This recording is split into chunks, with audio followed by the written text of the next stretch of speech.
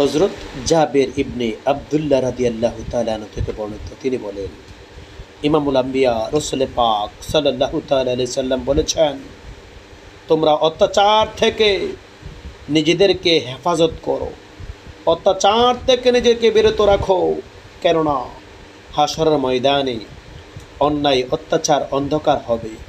হাসরের ময়দানে অন্যায় অত্যাচার অন্ধকার হবে। যারা মোমেন আল্লাহওয়ালা, তাদের ডান পাশে নূর থাকবে, তারা সেই নূরের আলোয় আলোকিত হয়ে তারা পার হয়ে যাবে।